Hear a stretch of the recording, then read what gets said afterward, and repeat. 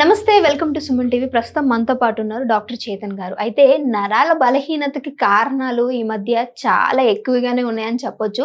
So వాటికి కారణాలు ఏంటి అండ్ అలానే వాటిని ఎలా గుర్తించవచ్చు మనం? అంటే తొందరగా గుర్తిస్తే వాటిని ఇంకా తొందరగా ట్రీట్మెంట్ చేయొచ్చు కాబట్టి ఎలా గుర్తించాలనేది డాక్టర్ గారిని అడిగి తెలుసుకుందాం. నమస్తే సార్.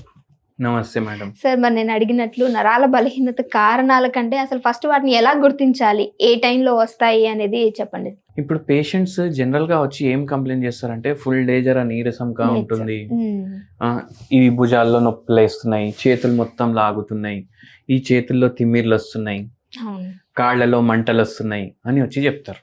ఒక పేషెంట్ ఇట్లనే వచ్చి చెప్పిండ్రు అనమాట. అయితే ఆ పేషెంట్ ఇట్లనే చెప్తే ఆ పేషెంట్ షుగర్ రిపోర్ట్లు చూసిన నేను. షుగర్ ఫుల్ హై ఉంది, పీక్స్ లో ఉంది షుగర్. పేషెంట్ ఏమో 53 years ఉండే. 53 years పేషెంట్ కి జాబ్ చేసుకుంటున్నారు ఇప్పటికి, గవర్నమెంట్ డిపార్ట్మెంట్ లో జాబ్ ఉండే. అయితే ఆయన ఏమన్నాడంటే నాకు లేని టెన్షన్ ఉండదు, sugar fasting 280, post lunch sugar ఏమో 320. సో వెరీ హై, నాకు లేని టెన్షన్ ఉండదు అన్నారు ఆయన.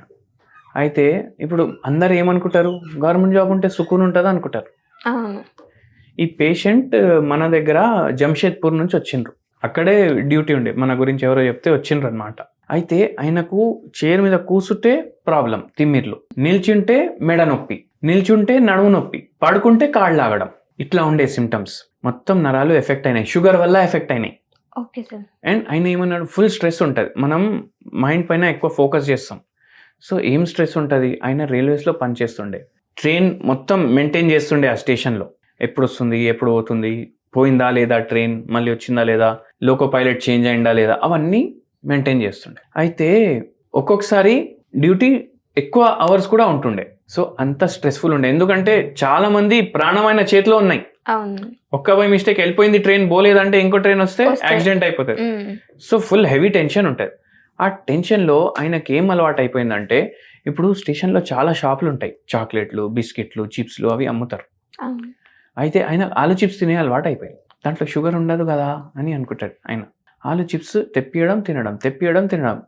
ఇప్పుడు మనం రైస్ తింటాం కదా, మధ్యాహ్నం టిఫిన్ తీసుకొని పోతే కూడా దాంతో కూడా ఆలు చిప్స్ తినడం, కొద్దిసేపటికి ఆలు చిప్స్ తినడం.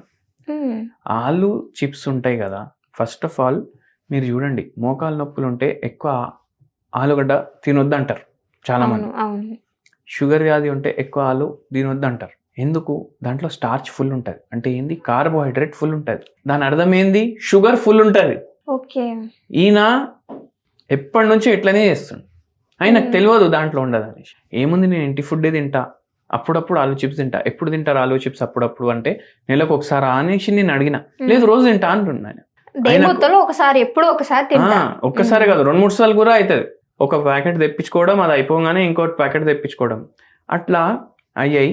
షుగర్ ప్రభావం అయింది, దాని తర్వాత నరాలు డ్యామేజ్ అయినాయి. ఇప్పుడు ఎట్లా అయిపోయిందంటే కంటి చూపు కూడా సరిగా కనిపిస్తలేదు, ఎందుకంటే ఐస్ కూడా ఎఫెక్ట్ అవుతాయి షుగర్లో. ఎట్లా, ఒక నరం ఉంటుంది రెటినా అనేసి, అది ఎఫెక్ట్ అయింది నాకు. సో ఆప్టిక్ నర్వ్కి అటాచ్ ఉంటుంది అది. అయితే ఇప్పుడు ఏంటంటే, ఇప్పుడు నాకు తిమ్మిర్లు తగ్గాలి, నీరసం తగ్గాలి. నేను ఒకటే అన్నాను, మీరు డైలీ ఏ టైం పడుకుంటారంటే టైం ఉండదు అన్నారు. ఎందుకంటే ఇంటికి వచ్చినాక కూడా జర టెన్షన్ ఉంటుంది, నాకు పని ఉండదు, టెన్షన్ ఉంటుంది. ఎందుకంటే ఫుల్ డే టెన్షన్లో గడిచింది కదా, ఇంటికి వచ్చిన తర్వాత కూడా టెన్షన్ కంటిన్యూ అవుతుంది ఆయనకు.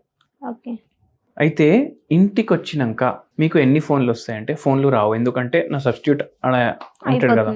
మళ్ళీ ఏమవుతుంది, నేను ఫోనే చూస్తుంటా అంటున్నాను. టెన్షన్ ఆయనకు ఎట్లా టైం చూసి అలవాటు అయిపోయింది ఆయనకు.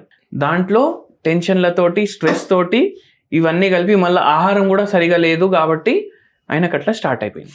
ఓకే సార్, అయితే ఇలాంటి వాళ్ళకి ఏదైనా మంచి హోమ్ రెమెడీ ఇప్పుడు ఈ పేషెంట్ కి మనం హోమ్ రెమెడీ కూడా ఇచ్చినాము, హోమియోపతి మెడిసిన్స్ కూడా ఇచ్చినాము.